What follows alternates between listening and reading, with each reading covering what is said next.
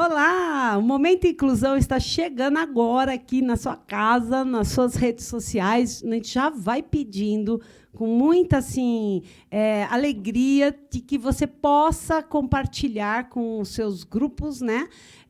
Seus grupos de WhatsApp, familiares. Também se inscreva no canal barueri.live, tanto no Instagram quanto no Facebook. Ative as notificações, dá um joinha, comente. Porque o Momento Inclusão é um programa que chega na casa de muitas famílias, milhares de famílias, para levar um pouco da prática clínica, né? Nós temos o objetivo do Momento Inclusão, é fazer com que as pessoas tenham informação de qualidade, seja na área neurológica, na psiquiatria, com os psicólogos, com os terapeutas, né? O que tem de novidade no mundo. E aí eu já vou agradecendo aqui vocês que estão aí na Queens United TV, na Flórida e Miami, que também estão assistindo esse programa. Nosso muito obrigado, e que vocês também compartilhem aí pela Queens, essa parceria linda, rebatendo o programa Momento Inclusão. Eu vou começar a fazer minha descrição de imagem, vou pedir depois para as nossas convidadas fazerem também. Eu estou com uma bota vermelha, com flores coloridas, um vestido preto, que tem os detalhes coloridos também na frente, e uma echarpe preta. Uso óculos, tenho o cabelo loiro, uso algumas pulseiras no braço, tenho 51 anos, e é isso. Sou aqui a apresentadora do Momento Inclusão há quase 3 anos pelo canal Barueri Live, e agora também chegando aí até vocês pela Queens United TV. Nosso muito obrigado, viu? E o nosso tema de hoje é um tema muito importante e é um tema também que as pessoas confundem muito, né? O que é esse cargo, quais são as competências, né? O que precisa ter para estar nesse cargo, e também qual é o limite desse profissional junto às famílias, aos atendidos e aos seus filhos. Hoje nós vamos falar sobre AT, conhecido muito tecnicamente, né, nos livros, como acompanhante terapêutico. E temos 2 convidadas. A primeira é Mônica Matias, ela é psicóloga infantil, formada pela Universidade Presbiteriana Mackenzie, especialista em análise do comportamento aplicado, Applied Behavior Analysis, pelo núcleo Paradigma, aqui no Brasil. Formação profissional em intervenção precoce para crianças com autismo, com TEA, dentro do transtorno, baseado também no modelo Denver. Aprimoramento em acompanhamento terapêutico pelo Instituto A Casa. Depois ela me corrige se não for assim que fala. Temos também a Natália Alves, que é a nossa psicóloga clínica da Clínica Elo, que vocês também hoje vão conhecer, tá bom? Um espaço fantástico e especializado em Applied Behavior Analysis, que é análise do comportamento aplicada, né? Da tão famosa que a gente vem falando muito no Momento Inclusão, porque ajuda a todas as pessoas, né? E ela também pode ser inserida dentro da sua casa, dentro da sua organização, da sua empresa, porque nós estamos falando de ciência do comportamento, tá bom? Então, eu quero que a câmera se abra agora para a gente receber aqui, né, visualizar nossas convidadas. Seja muito bem-vinda, Mônica. Muito bem-vinda ao programa Momento Inclusão. A Mônica já esteve algumas vezes aqui, né, Mônica? Quarta vez. A 4ª vez. Mas o programa vai fazer 3 anos, né? Então, assim, eu queria que a Mônica viesse todos os meses, porque a gente tem muito assunto quando a gente fala em comportamento humano. Mônica, vamos fazer sua descrição de imagem, por gentileza? Vamos sim. Eu sou a Mônica, tenho 35 anos. Eu estou vestida com uma sandália colorida, uma calça roxa, uma blusa branca. Sou loira, e acho que é isso, né? Exato. E você, Natália, seja bem-vinda ao Momento Inclusão. Obrigada, boa tarde a todos. Eu tenho 24 anos, estou com uma sandália preta, uma calça preta, uma camisa azul, e eu sou loira também. Ok, sejam muito bem-vindas. Obrigada. Nosso tema hoje, como eu abri o programa, é um tema bem que confunde muitas famílias, né? Eu vejo muitas famílias não sabendo para que serve, até que ponto ela pode ajudar a criança, quais são as competências, que eu acho extremamente importante, né? A gente separar aí as graduações. Eu acho importante a gente tocar nesse assunto, porque a gente está lidando com pessoas e, né, com crianças, na sua maioria, né, dos casos. Então, a gente precisa saber direitinho esse profissional. Mônica, quando surgiu esse tema, acompanhante terapêutico, e em qual contexto ele surgiu?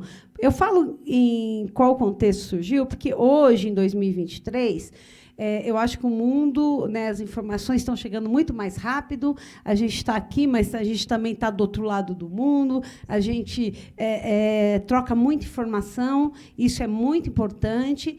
Só que esse tema no Brasil, quando a gente fala dentro do transtorno do espectro do autismo, esse tema ele não é tão recente, né? Lá fora ele não é tão recente, mas no Brasil, sim. Né? Nesses últimos 5 anos está tendo um boom aí da gente conhecer a ciência ABA, falar sobre o comportamento humano. Conta para a gente um pouquinho essa nomenclatura do acompanhante terapêutico. O acompanhante terapêutico, né, como profissão, ele nasceu lá mais ou menos na década de 60 com a reforma psiquiátrica, né? Então, esse profissional ele era o que acompanhava o paciente fora da instituição. Então, ele geralmente atendia na casa, né, do paciente, e daí veio, né, ele acompanha, né, o acompanhante terapêutico acompanha o paciente em outros ambientes, principalmente no ambiente residencial naquela época, já que existia uma reforma, já que as instituições já tinha algumas questões que trazia reflexão de se era a melhor atuação. Então, vem esse profissional que sai da instituição para acompanhar, atender esse cliente para além da clínica, além da instituição, que é, por exemplo, na residência do cliente. O que a Mônica fala na clínica, hoje nós falamos clínica, antigamente eram os hospitais psiquiátricos, né? Na verdade, a gente vem aí da história da evolução da pessoa com deficiência no mundo, a gente passa por esses hospitais, né? A gente passa pela essa luta antimanicomial, né? Que tira o paciente da instituição e volta ele à família, né? Porque antes ele praticamente era quebrado o laço, né, com a família, né? Exatamente. Esse paciente ele ficava sob responsabilidade da instituição. E ali, quando entra esse profissional que acompanha esse paciente, é quando a sua instituição não é mais suficiente, quando já tem uma nova reflexão sobre tratamento, sobre o papel da psiquiatria junto ao paciente. E aí faz sentido de ter esse profissional que atua em outras frentes, ou naquilo que talvez o paciente mais necessite. E também com a família, dando modelo para a família, né? Que a gente vai falar um pouco, né? Eu acho que a Natália vai falar também um pouco sobre essa questão do ABA, né? Da ciência ABA, e quanto é importante ele estar junto com a família, né? Aprendendo esses comportamentos com a família, imitando, né? A gente é muito triste quando a gente vê alguns filmes, né? Ou a gente lê mesmo, né? Tem um livro muito bom que é do Terceiro Reich, que fala do Asperger, né? É um livro desse tamanho, muito bom, e assim cai por terra várias coisas que a gente tinha, né, dentro do Asperger, que é o nome, né, do autor, e que deu o nome à síndrome de Asperger, né? Mas a gente vê o outro lado da história, né? Sim, e eu acho que esse contexto ele é importante a gente falar, que é realmente isso, né? É um profissional que ele acompanha esse cliente, ele vai aonde há necessidade. E eu sei que a gente vai abordar aqui hoje, a gente vai falar sobre isso, mas não necessariamente é um profissional que vai só na escola ou vai só na casa, ele vai aonde esse cliente necessitar. Eu, como uma profissional, uma acompanhante terapêutica, eu já fui em vários locais, como em cinema, restaurante, inclusive fui até embalada, porque era a idade, era um contexto que a minha cliente estava inserida e era importante, ela precisava de um apoio para frequentar esses espaços. Então, eu, como profissional, acompanhava essa cliente. Quer falar, Nath? Pode falar, fica à vontade. E é muito importante falar sobre essa questão que nós estamos em todos os lugares, né, em todos os contextos, porque às vezes as pessoas acham que a gente só está ali, na residência ou na escola, né? Então é legal a gente falar sobre isso para a gente desmistificar isso, sabe? Eu acho muito importante. Então, e eu acho até, por isso que eu falei que é um tema polêmico, quando a Mônica sugeriu, não, vamos falar sobre acompanhante terapêutico, porque é um tema um pouco polêmico para a realidade também do nosso país, né? Não são todas as crianças ou famílias que podem pagar por um acompanhante terapêutico para acompanhar em casa, para acompanhar na escola, na igreja, num passeio. A gente tem que ver a realidade do nosso país, né? A maioria das famílias tem uma grande dificuldade em oferecer uma intervenção de qualidade, uma intervenção como a Ciência ABA, que a Mônica vai falar um pouquinho da ABA, até para a gente contextualizar para quem está assistindo agora e não conhece o que é a Ciência ABA, que está sendo muito utilizada. Tem diferença entre assistente terapêutico e acompanhante terapêutico ou não, tecnicamente? Existem espaços que chamam como assistente terapêutico também para se referir àquele profissional que está com a criança em um determinado ambiente acompanhando essa criança. A gente, na clínica ou mesmo vamos pensar na área de análise do comportamento, a gente acaba chamando mais realmente de acompanhante terapêutico, até pelo histórico e pela definição primária, mas tem lugares, principalmente até escolas, que costumam também chamar de assistente terapêutico. Isso a gente vai falar da escola também, porque, graças a Deus, a gente está evoluindo, caminhando, né?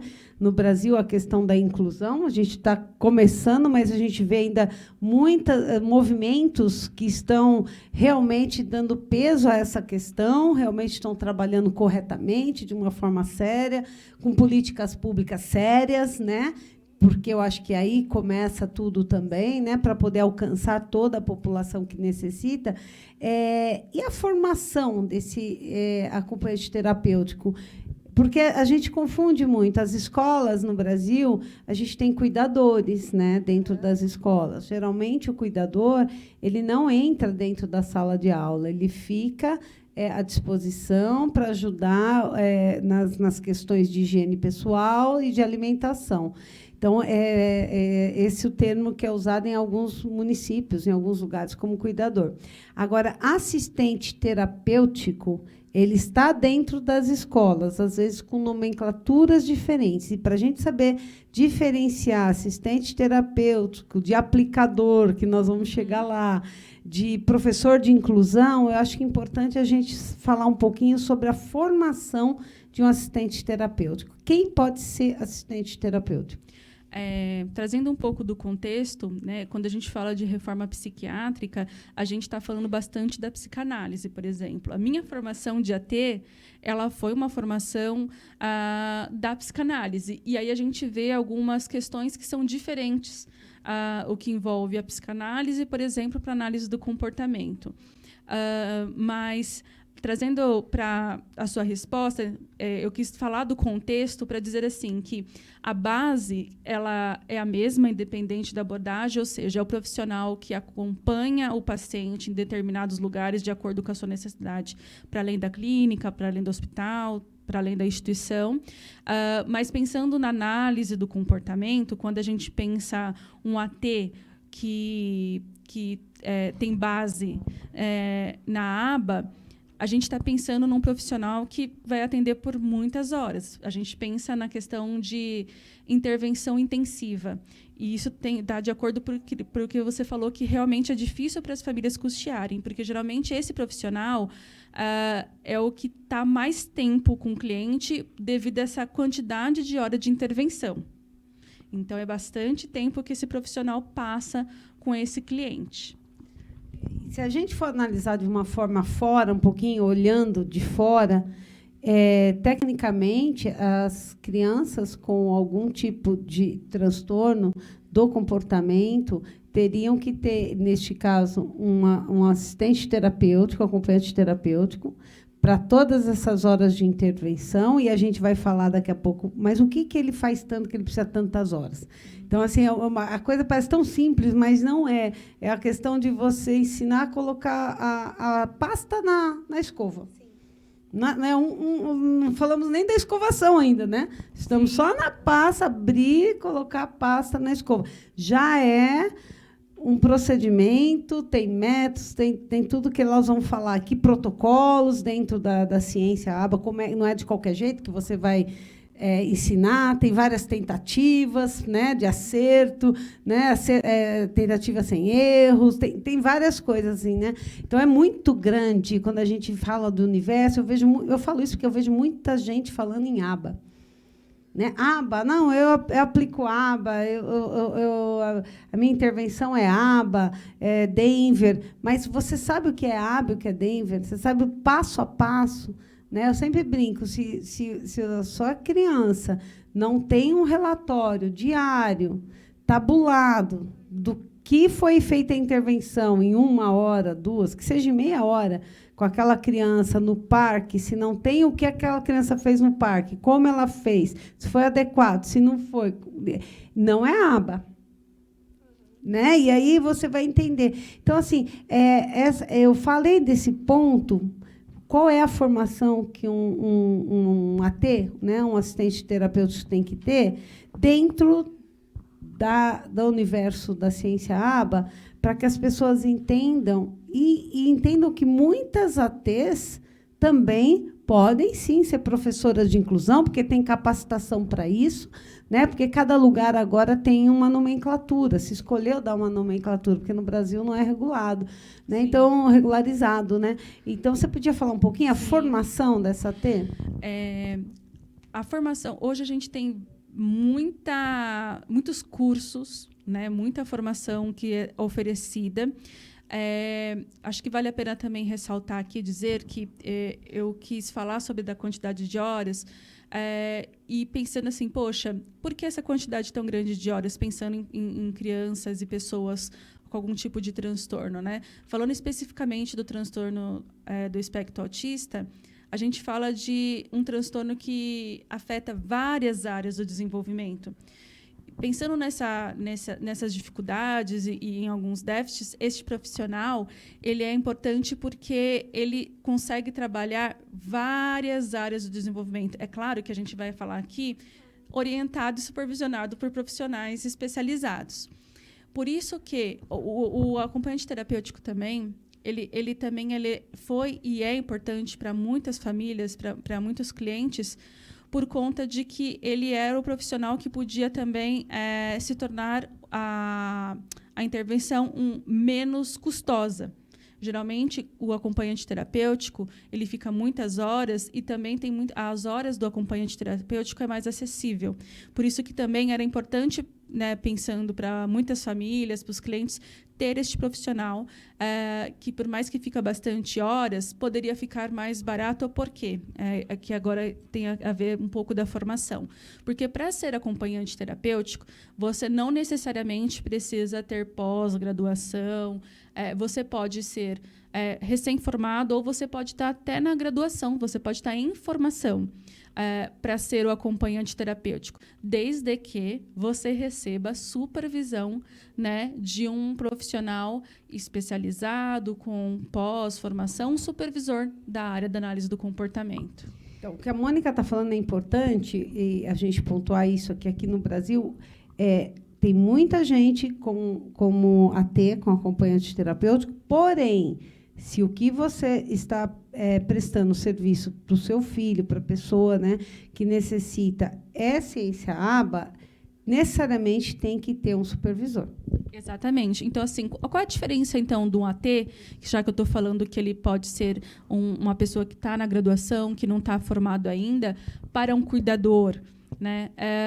Porque este profissional ele está sendo supervisionado, ele está sendo acompanhado por um especialista, ele vai aprender a aplicar programas de intervenção para esse paciente, ou seja, a atuação dele está embasado na ciência.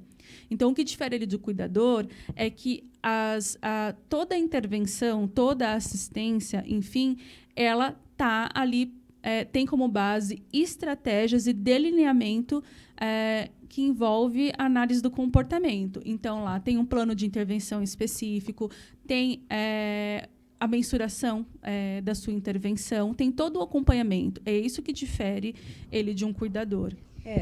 Pra gente, até a Natália pode me ajudar. Quando você leva a sua criança, você tem uma suspeita de um diagnóstico, né? Passa por uma avaliação. Sim. Né? Geralmente um neuropsicólogo, por psicólogo, pelas equipes. Até uma curiosidade que eu queria trazer aqui é porque muita gente fala que é um método ABA, né? E isso está caindo por terra, né? A gente gosta de falar agora que é a ciência ABA, não, né? A gente gosta, tem gente que, se eu falar método ABA, me mata. Exatamente. Márcia, não é método, é ciência. No máximo, intervenção ABA. Exato. E isso é muito importante também, voltando um pouquinho na questão da formação, né? Porque o ABA está sempre em mudança, né? Então, a gente está sempre descobrindo novas coisas. Ou agora também a gente tem um curso muito importante que é o ABA Contemporâneo, né? Uhum. Então, tá sempre mudando. Eu acho que é bem legal deixar isso claro, porque ainda eu escuto muita gente falando que é método. Não, sim, eu já ouvi isso. Eu falei, gente, não é que a gente queira defender, mas é algo tão grandioso. Sim. A ciência ABA, porque a gente daí a gente começa, né, a falar de Skinner, de Lovász, de uma coisa lá atrás, né? E não é um método que você fala, segue essa listinha aqui, esse passo a passo que vai dar certo. Primeiro, uma pessoa não é igual a outra. Né? Um autista também não é igual ao outro, como ele é uma pessoa também. Então, cada um é um. Então, tem toda um cuidado específico, né? Tem um programa que é feito para aquela criança. Né? Então, essa assistente terapêutica que eu entendo ela vai ter uma supervisora que está especializada, mestrada, doutorada, dentro da ciência ABA, que vai, junto com a equipe, fazer um plano terapêutico para a criança X, e a assistente terapêutica, né, até eu confundo, é AT, né? Porque todo mundo muda, assistente terapeuta acompanhante, né? Tem várias nomenclaturas aí que mudam, mas essa, em suma, ela vai ser supervisionada, treinada, caso ela não tenha uma formação, né? Porque tem pessoas que são ATs, mas que já têm formação de psicóloga, né? Dentro da área do comportamento, né? E tem outras, não, às vezes tem mães. A mãe não pode se tornar? Pode. Qualquer pessoa pode ser acompanhante terapêutico, fala um pouquinho. Né? Principalmente, né, se for da área da saúde ou da educação. Mas eu já tive pessoas de áreas, por exemplo, de exatas, que fizeram uma formação para isso e se dão super bem, como eu tenho vários casos de mães que fizeram uma formação e que são super bem na área, trabalhando, porque é uma coisa importante, né? Eu disse que a pessoa pode ser estudante, mas ela precisa ser, além de ter essa supervisão, ela precisa ser treinada. Muitos têm cursos, né? Tem cursos que são vendidos aí por instituições de ensino, mas também tem o treinamento que muitas clínicas elas dão para este profissional que vai atuar como acompanhante terapêutico. Assim como, por isso que pode ser mães, que pode ser professores, pode ser avós também, já tive avós como acompanhantes terapêuticos, desde que tenham um treinamento e desde que tenham um acompanhamento, uma supervisão. E tem vários cursos aí, como a Mônica falou, tudo tem que ser pesquisado, como as clínicas também. Eu acho que as clínicas também, infelizmente, no Brasil, a gente não tem, né, uma regulamentação, né, para ir lá mesmo, fiscal, verificar mesmo, me dá aqui a ficha da sua criança, deixa eu ver se é ciência ABA mesmo, porque os pais fecham um contrato, né, que está aplicando intervenção ABA no filho, mas eles não têm essa noção do que ainda acham que é método. Exato. E não é, né? E você tá modulando o comportamento de uma pessoa, você está alterando o comportamento de uma pessoa com vários protocolos, né, com acerto e erro e tal. Então, é uma coisa tão séria, porque você está mexendo na vida daquela pessoa, né? A ciência ABA, e eu brinco que ela não é um milagre também, porque não é da noite para o dia que, às vezes, a criança vai se adaptar a tantos protocolos, né, se adaptar a um novo contexto, né, mudar o comportamento, aquele comportamento que ele tinha no restaurante, que ele tinha, né, no mercado, no passeio, né? Então, assim, por que a pergunta na ciência ABA é por que ele se comporta daquele jeito, né? O que antecede o comportamento e qual a consequência daquele comportamento. Eu acho que essa tríade explica muito a questão da ciência ABA. Então, às vezes, os pais falam, não, meu filho vai 3 vezes por semana e não evolui. E não aprende, né? Às vezes ele demora a aprender, sim, às vezes vai uma vida inteira para ele aprender a algum comportamento, né, que seja adequado. Mas para isso existe, por exemplo, se ele está indo sempre e não está mudando, assistente terapêutica, a supervisora tem que falar, olha, se for ABA mesmo, está registrado aqui. O Marcelo não conseguiu entender como coloca o copo de água e bebe o copo. Ele continua, então tem que mudar a intervenção toda para um copo de água. Entende? Então, isso a gente está falando de ABA, de ciência, né? Então, às vezes, as mães, eu acho assim, importante as famílias, as mães terem acesso a esses cursos de assistente terapêutico, porque muitos não precisam ter formação de pós-graduação ou faculdade, um treinamento de pais mesmo, né, Mônica? Sim. Fala um pouco, já que fazendo esse link da assistente terapêutica para um treinamento de pais. Acho que tem uma coisa que você falou que é muito importante, né? Que por mais que cada criança tenha o seu tempo, por mais que a intervenção ela é individualizada, por isso que cada um vai conseguir atingir os objetivos no seu tempo. Mas existe uma coisa que é muito importante, e acho que isso é o que diferencia uma boa intervenção em ABA. Para eu saber porque pode ser que uma estratégia ela não dê certo. Isso pode acontecer. Mas, para isso, eu tenho que saber qual é a estratégia, o porquê que ela não está dando certo e como ela está sendo aplicada, quais resultados que está acontecendo, que estão ou dentro do esperado ou não. Ou seja, existe toda uma mensuração daquilo que eu estou fazendo, até mesmo se não está dando certo, mas eu sei exatamente o que está sendo feito e sei por que não está dando certo. Então, isso é extremamente importante para a gente saber diferenciar se essa atuação está sendo eficaz ou não. Porque eu brinco que eu, até como mãe, né, do Enzo, que está dentro do transtorno do espectro autista, a gente, às vezes, fica aquela ansiedade de que o negócio vai acontecer rápido, às vezes demora. E também tem a ansiedade que o tempo está passando e ele ainda não adquiriu uma habilidade de crianças na idade dele. Mas, espera aí tem a questão da avaliação que vocês fazem funcional, tudo, as comorbidades,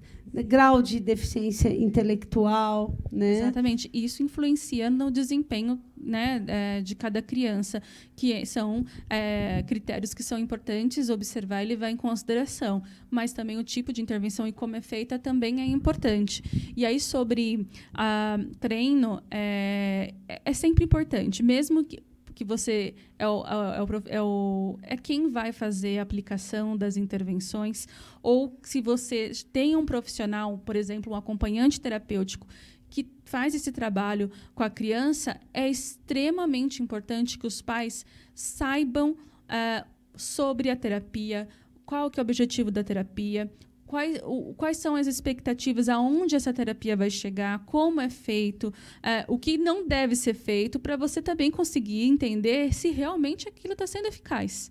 Se realmente o que está trabalhando com o seu filho está sendo importante e vai levar, né, aí a um ganho de repertório ou não. Então, assim, Treinamento é importante pais saberem fazer aplicação? Sim, é extremamente importante, mas tem pais que não vão conseguir porque não vão ter tempo, mas que tenham um profissional que faça isso, mas que os pais saibam o que é o trabalho desse profissional com aquela criança. E porque isso é extremamente importante para o resultado da intervenção. E aí, gente, quando a gente fala é que nem escola. A escola normal, a gente não tem aí reunião de pais a cada, 3 meses, 6 meses, né? Olha, seu filho tem um boletim, tal, assim, assim, assim. Assim é mais ou menos a ciência ABA, né? Exatamente. A Nath, ela é acompanhante terapêutica, ela é formada, né? E ela atua tanto no ambiente escolar quanto no ambiente residencial.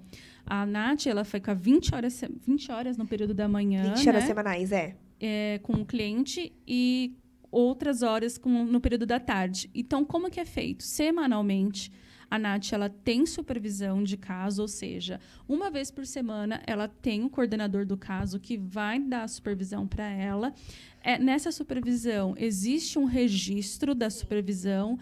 Existem também... Nessa supervisão é onde vai saber como que foi a semana, como que está, né, os objetivos, os gráficos, né, olhar os gráficos da intervenção, se teve mudança ou não em algum programa de intervenção da criança.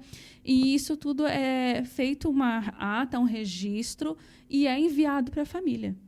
Você vê, olha como a gente está falando de uma coisa séria, né? Não é a responsabilidade, né? Isso que a nossa próxima pergunta: qual o grau de responsabilidade de um terapeuta acompanhante, né? Um assistente terapêutico? É muito grande, porque às vezes ele vai modificar até o ambiente da casa ou da escola, né? Que está interferindo naquele comportamento. A gente vai falar mais um pouquinho sobre isso depois do comercial e eu já volto.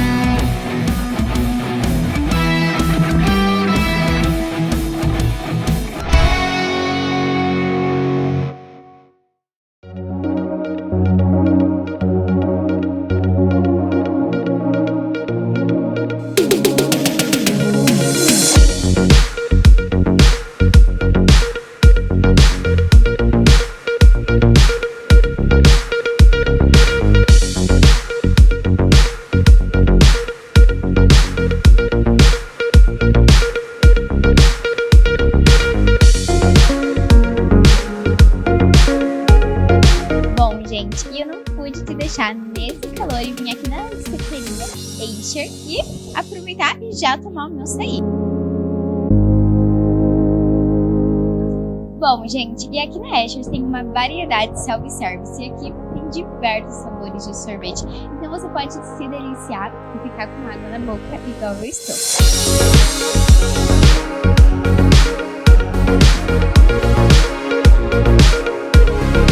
Eles ficam aqui localizados no centro do Beoval e vou deixar a localização aqui na tela diretamente para vocês já virem aqui e se deliciarem igual a mim.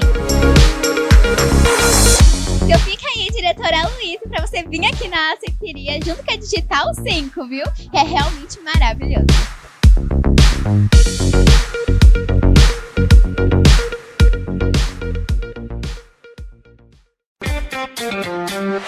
Visão Total Vistoria Veicular, empresa de vistoria credenciada pelo Detran. Vistoria de transferência, vistoria garantida, vistoria cautelar e vistoria prévia. Visão Total Vistoria Veicular. 4382-1112. 4382-1112. Visão Total Vistoria Veicular. Avenida Itaqui, número 842, no Jardim Belval, próximo ao estádio do Arena Barueri.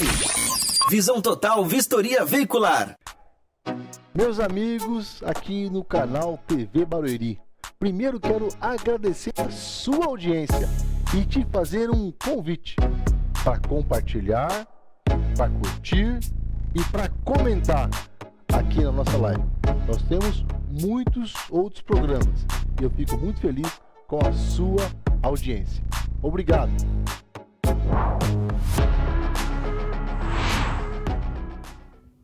E aí voltamos. Eu sei que agora você já sentou de novo, já compartilhou aí nas suas redes sociais, pelo Instagram, tanto do canal Barueri.live quanto pela Queens Night TV. Então, por favor, continuem compartilhando.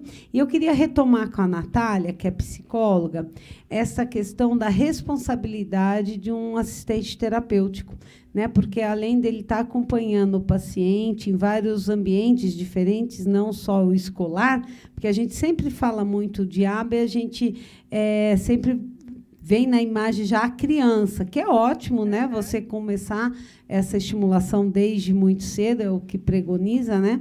Mas a gente tem também assistentes terapeutas que acompanham adolescente, adulto, idoso, até dentro da ciência aba também.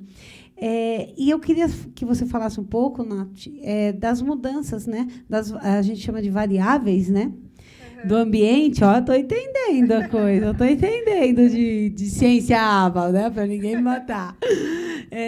Você podia falar, então, essa responsabilidade de você estar com uma pessoa, você está, de uma certa forma, tentando adaptar os comportamentos, tirando os indesejados, introduzindo o comportamento adequado e também estando no espaço dela, na casa dela, porque, às vezes, o ambiente é muito cheio de coisa, muito barulhento, tudo isso vocês fazem dentro da análise do comportamento, o que está incomodando, porque, às vezes, pode ser que a criança tenha alguma coisa pelo próprio espaço, né? O ambiente, o cheiro, como é isso? É muito legal quando a gente fala sobre aba, né? Porque nós estamos falando sobre análise do comportamento e logo a gente pensa em quê? No reforço positivo. Eu acho que isso é uma coisa assim que é super importante para o nosso trabalho, que é o reforço positivo, né? Quando eu falo de reforço positivo, eu tenho que garantir do meu cliente, paciente, motivação, certo? Eu não posso chegar para o meu paciente com alguma coisa que ele não goste, certo? Então, se eu quero fazer alguma demanda diferente com ele, sei lá, vamos lavar as mãos. E é um comportamento que ele não gosta de fazer. Então, ali eu mexo com a motivação do meu paciente. Olha, vamos lavar as mãos, você pode ganhar isso, olha que legal. Então, é muito interessante falar sobre isso, porque a gente também tem que saber respeitar o limite do nosso cliente, né? De também saber, ele não quer fazer isso agora? Tudo bem. Então, vamos fazer uma outra coisa. Gente, o que a Natália está falando de lavar as mãos, a gente, né, muitas pessoas usam, eu uso em casa até hoje com o Enzo, que fez 19 anos nessa semana, a questão dos pista visual? Da pista visual, né? Porque, às vezes, ele aprendeu esse comportamento, mas você sabe como é adolescente também, né? Daqui a pouco já não está mais lavando a mão direito, né? E, às vezes, você não está ali o tempo todo. Então, a gente chama de pista visual, colocar sempre ali. Por isso que é importante, quando a gente fala de uma análise do comportamento séria, né? Essa questão, o que a criança precisa aprender. Sim. Né? Vocês têm, né, Mônica, também? Eu acho muito legal a avaliação funcional também, né? Você quer falar um pouco? Posso falar. Isso que a Natália está falando é extremamente importante, né? Da gente conhecer o nosso cliente E mais do que isso, né, pensando em análise do comportamento, da gente saber identificar variáveis, identificar o ambiente, o contexto, e saber que a nossa intervenção pode causar tanto a criança ganhar novo repertório, como a gente também pode querer desejar tirar alguma coisa que está interferindo na vida dela e no contexto. Então, este profissional, analista do comportamento, que recebe supervisão, ele está treinado para identificar quais são as variáveis que estão, que a gente chama em análise do comportamento, né, que mantém o comportamento daquela pessoa, daquela criança. Ou seja, este profissional, ele tem que saber avaliar, fazer uma avaliação funcional, ou seja, o que está acontecendo antes da emissão de um comportamento e o que acontece depois, que pode estar mantendo esse comportamento, porque muitas vezes isso não é tão simples, né? Ou você pode achar que a criança está tendo um comportamento porque ela quer algo, e muitas vezes o que está fazendo ela manter é aquilo que você nem tinha percebido, é uma tensão, ou porque ela não quer estar naquele lugar. Então, é extremamente importante para o profissional, acompanhante terapêutico, que está lá no ambiente que a gente chama natural, ou seja, fora da clínica, que está ou na casa, na escola, ou em outro ambiente, que ele saiba avaliar o que está mantendo esse comportamento, até para ele pensar juntamente com a equipe qual é a intervenção que ele vai fazer, né, tanto para diminuir comportamentos indesejáveis, como aumentar ganho de repertório. Então, a avaliação funcional, que é você entender as variáveis que mantêm um comportamento, é extremamente importante para o dia a dia desse terapeuta. Então, se você está vendo essa entrevista agora, se você tem um filho que está numa clínica, que está sendo assistido, está fazendo uma intervenção, começa a pegar essas palavras e questionar, né? Como foi a avaliação funcional do meu filho? Né? Vocês têm a avaliação de preferência, que eu acho isso extremamente importante. E vocês vão entender por que é importante, que a Natália vai falar. A avaliação de preferência eu acho importante porque todas nós já fazemos isso. Né? Até as terapeutas, as psicólogas, puxam a orelha da gente. Né? Ela está olhando já torto para mim. Puxa a orelha, por quê? Porque a gente sempre vai no comestível, né? Ele adora chocolate. Você vê que vai entrar numa crise, você já, né? já antecipa ali. Mas a avaliação de preferência da mãe, que eu falo que é a salvação, tem muitas que é o celular, o tablet, uma música, né? Levar em algum local. A gente tem que saber dar, mas tem que saber retirar também, né? Então, eu queria que a Natália falasse um pouco sobre isso. Quando a gente fala de avaliação de preferência, a gente tem vários tipos, né? Muito, isso do comestível é muito real, né?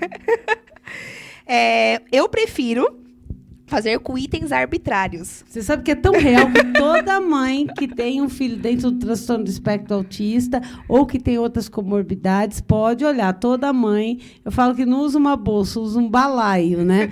Porque lá dentro tem tudo que a gente precisa no momento de emergência. Porque para a gente, principalmente que é leigo, é um momento tenso de emergência. Porque parece tão simples as coisas, mas não é. Às vezes ir com o seu filho no mercado é um caos.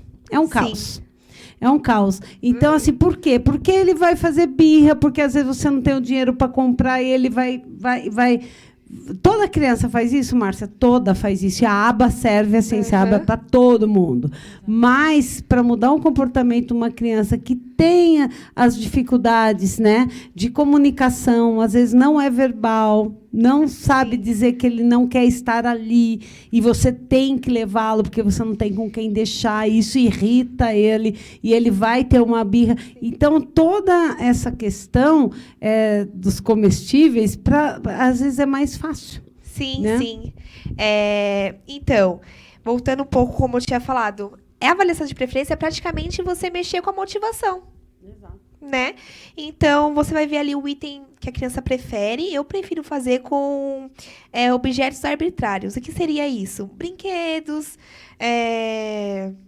Outro exemplo, carrinho no geral, uma boneca, slime. Então, ali a gente consegue ver qual a preferência maior do nosso paciente ou Aquele filho. Você guarda ali como ouro, guarda. né? Esse aqui é para um momento difícil. Exato. E ali, quando eu consigo saber qual a avaliação, né, pela avaliação de preferência, qual é o preferido daquela criança, eu consigo mexer com a motivação dele.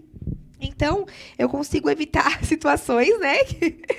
Mas também tenho que tomar cuidado para não acabar reforçando esse comportamento. Ou se não guardar aquilo. Eu sei que aquela, por exemplo, que um carrinho, como você citou, é um item que meu cliente gosta muito e que, para ter o carrinho, ele costuma seguir alguma das minhas orientações. Então, eu posso mexer nessa motivação, deixar para o uso dessa criança, talvez quando ele vai passar por uma situação mais difícil, que eu sei que para ele é mais desafiadora. Então, eu consigo usar, que é esse interesse que ele tem aí como um dos principais, para usar nos momentos que eu sei que é difícil para esse cliente. E o que eu percebo assim muito na prática, né, de a gente acompanhar as mães, de a gente ouvir, a gente ter passado por isso também, é essa questão de a criança, ela é muito inteligente, ela entende que se ela fazer aquilo, se ela se morder, se ela bater a cabeça, se ela se jogar no chão,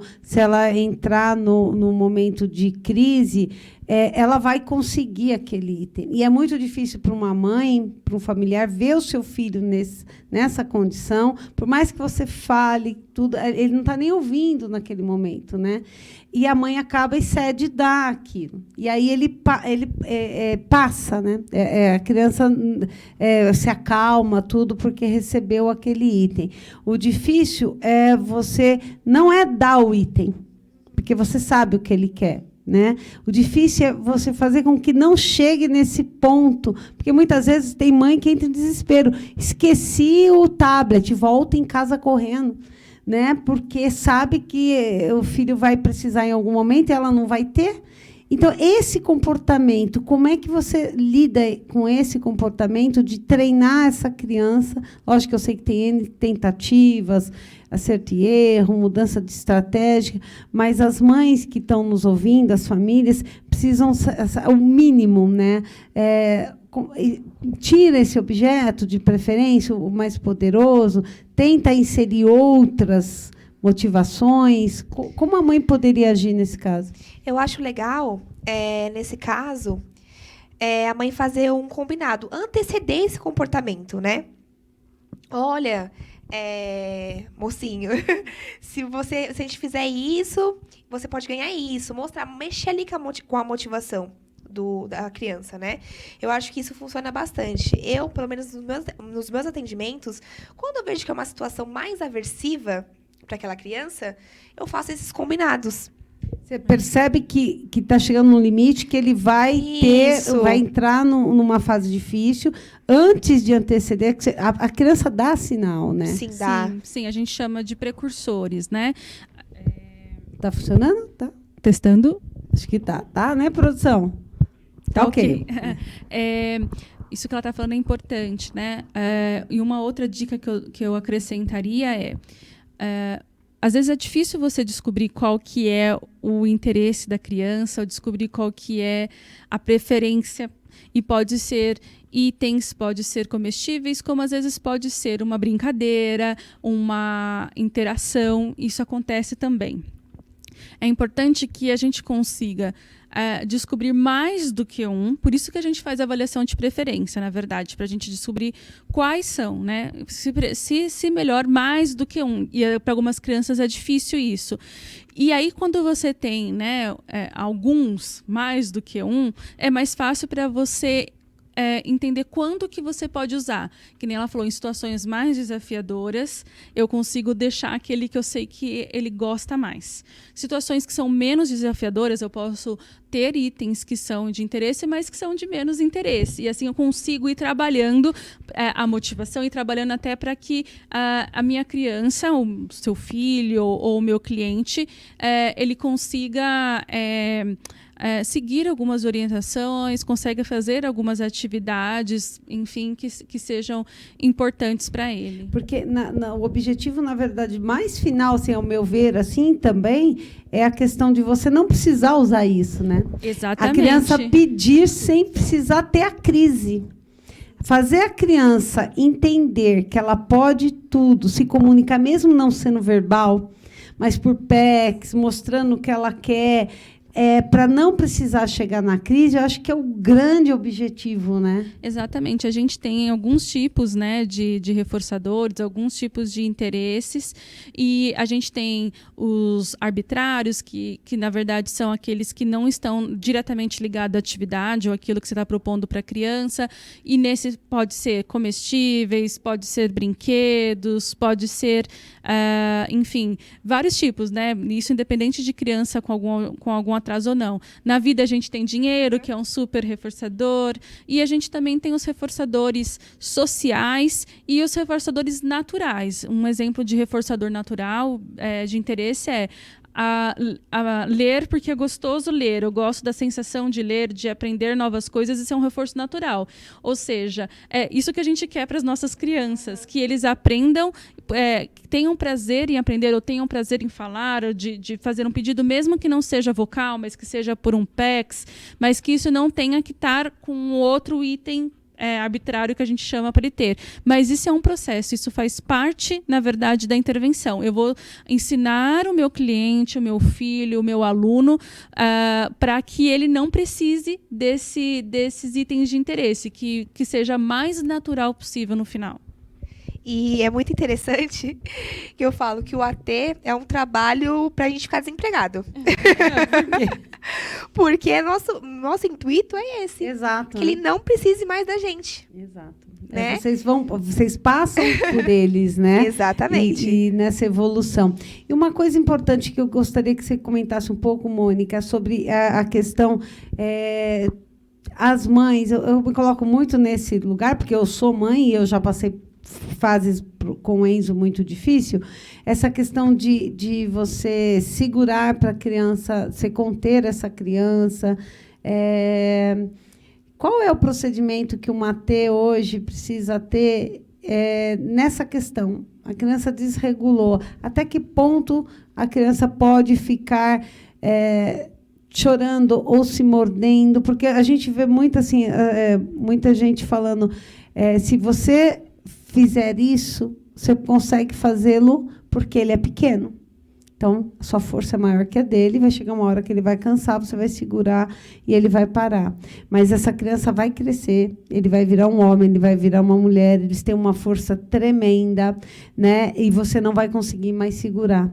Por isso que a intervenção no comportamento prematura, desde muito cedo, é importante para regular esse comportamento, porque depois você não segura. Não é isso, Mônica? E tem Sim. A questão da intervenção medicamentosa também, né?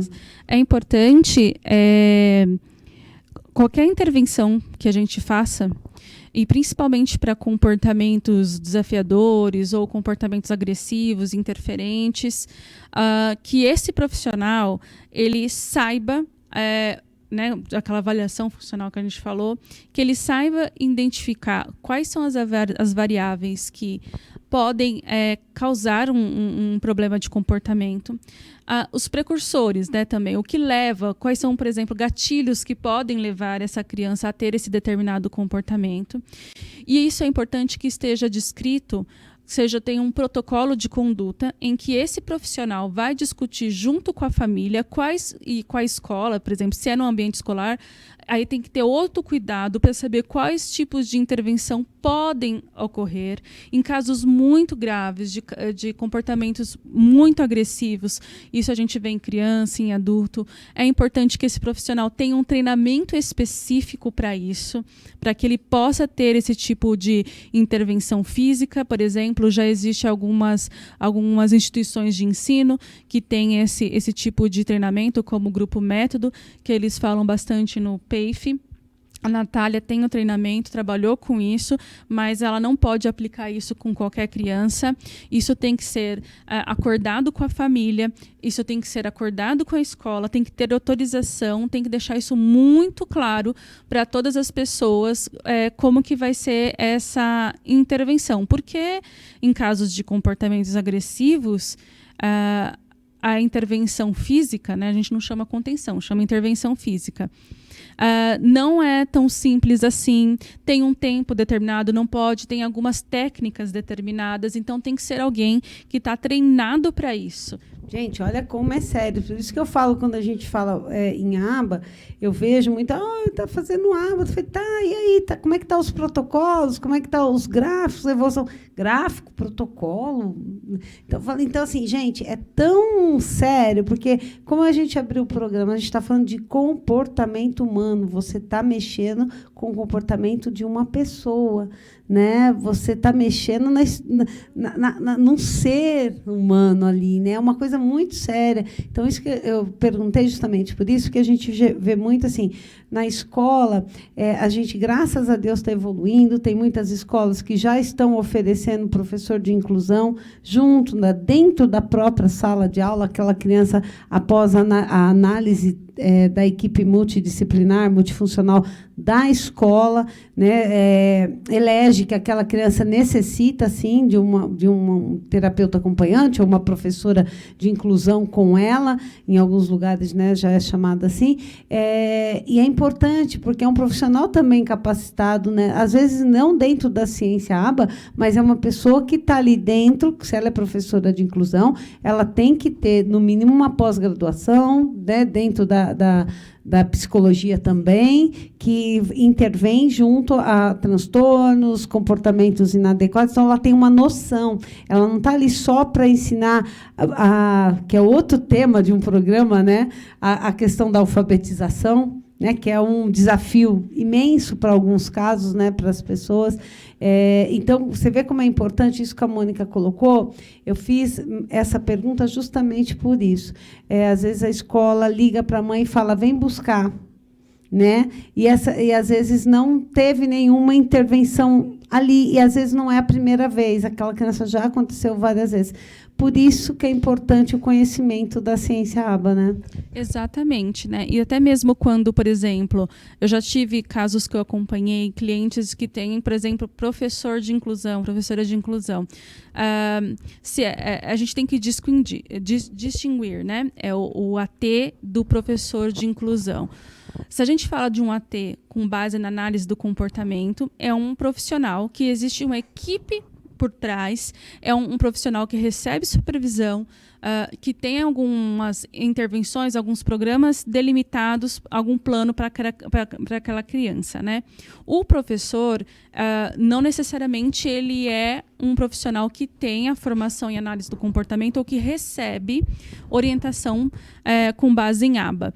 E aí a atuação dele vai ser diferente. Ela pode ser igualmente importante, mas aí é um outro tipo de intervenção. Exato. Por isso que a gente fala, né? A gente fica feliz quando a gente encontra a maioria dos professores hoje procurando uma pós, né, em ciência aba, porque sabe das evidências, né? Vê que é uma ciência que realmente muda o comportamento e para melhor daquela criança, né? É muito perceptível, né? As mudanças. Algumas são rápidas, outras demoram mais, mas você vê que a compreensão da criança ela passa a ser entendida, né? Porque você sabe todos os comportamentos que podem ocorrer. Então, essa previsibilidade que os professores têm em sala de aula, né, de tirar, né, quando você vê que está muito barulho, né, de você tentar minimizar essas consequências, né, dessas sensações sensoriais deles, né. Gente, eu vou pedir para a produção, eu queria mostrar um espaço da Mônica, né, e da Natália. Elas têm a clínica Elo, né, Mônica? Ela fica aqui pertinho. Olha que lugar preparado. Fala um pouco, amor. Vai passando, vai falando. Que é isso? É sala de vídeo, biblioteca? Ali é uma uma sala, na verdade, que simula uma sala de aula. A gente está num espaço clínico, porém a gente tem muitas crianças que têm bastante dificuldade no ambiente escolar. Aquela primeira, então, é uma sala que simula uma sala de aula para a criança ser treinada no comportamento, como se comportar em sala de aula. Exatamente. Gente, que fantástico. Parabéns, viu? Esse é um espaço novo, né, aqui da clínica, que foi planejado pensando realmente nas individualidades e nas necessidades do público que eu atendo, que são crianças com autismo. Então, a gente vai ter, né, uma sala que simula uma sala de aula, a gente vai ter uma cozinha adaptada, a gente vai ter um banheiro para atividade de vida diária, então vai ter banheiro. E aquele balanço ali está me chamando. Aí é uma sala de terapia ocupacional, a gente tem sala de educação física, além das salas de atendimento, tanto para psicopedagogia, musicoterapia, essa vai ser a nossa sala de administração, enfim, é um espaço que foi preparado, está na reta final da obra, mês que vem, em junho, a gente já vai inaugurar e já vai comer. Já vão comer. A minha cozinha vai ser a cozinha adaptada. Gente, a cozinha é muito legal, porque eles gostam, né? Eles gostam de comer primeiro, né? Eles adoram comer. E participar da cozinha é uma atividade de vida diária muito bacana. Exatamente, até porque tem muitos casos, né? É um número bastante alto de crianças com TEA com algum tipo de seletividade alimentar. Então, eu acho que foi pensando nisso também, da gente ter um ambiente propício para a gente também fazer esse tipo de intervenção. Entendi. Muito fantástico, eu estou adorando. E eles adoram, né? Eles adoram participar. Às vezes, eu sempre falo, a gente, quando recebe o diagnóstico do filho, quando ele é pequeno, né? É muito duro o diagnóstico, né? Eu acho que a questão dos neuropediatras, tudo, né? Geralmente, quando é menorzinho, precisava dar um horizonte para aquela família, né? Nem tudo está perdido, né? Ele vai progredir, ele vai aprender, né? Ele vai passar por situações difíceis. Vocês também vão, como todo mundo passa, mesmo com um filho típico. Mas eles aprendem. Com o tempo, eles vão diminuindo os comportamentos. Eu brinco que eu falo que eles começam a entender como funciona o mundo. E aí eles já não se assustam mais com qualquer coisa, eles já se adaptam. Então, assim, eu acho isso importante, né, Mônica? Sim, e é uma discussão, já tem vários autores que falam sobre isso, né? Não é a criança que não aprende, é a forma como que você ensina, muitas vezes. Não é a criança que não é capaz de aprender, mas é a forma como você ensina que vai fazer com que aquela pessoa possa aprender. Então, isso é extremamente importante. Por isso que eu quero um ambiente que seja acolhedor e com possibilidades de aprendizados funcionais. Né? Exatamente. Cada um pega um caminho da aprendizagem, né? Às vezes um acha um caminho mais curto, porque é fácil para ele, outros precisam andar um pouco mais para entender um pouco mais, e assim é a vida. Eu queria agradecer vocês, infelizmente a gente já está no final aqui. Queria agradecer muito, essa é uma lembrancinha do programa, depois vocês escolhem a cor de vocês. Esse é um mimo, agradeço a Agna, né, que fez também, são mães aí que se dedicam também, apoiam o Momento Inclusão. Gratidão, viu? Lindo, maravilhoso, para ficar de lembrança para vocês do programa. A porta está aberta sempre, você sabe disso. Sim. Mônica, a gente já vai marcar outros assuntos aí dentro da área da ciência aba. Vamos colocar a ciência aba no programa sempre que possível. E eu queria terminar com um quiz rapidinho, tá? Vou terminar com o quiz, mandar um beijo para vocês, beijo para a Queens United TV, para todos os nossos internautas. Semana que vem a gente está de volta. Mônica, para entender o comportamento humano é preciso? Observá-lo. É bem ciência. Nath, o objetivo do atendente terapêutico é? Uma palavra, hein? Pensa muito. Independência. Mônica, para fechar, a criança pode e deve ser? Criança. É isso aí, gente. Beijo no coração. Tchau, até semana que vem. Valeu, obrigada, meninos.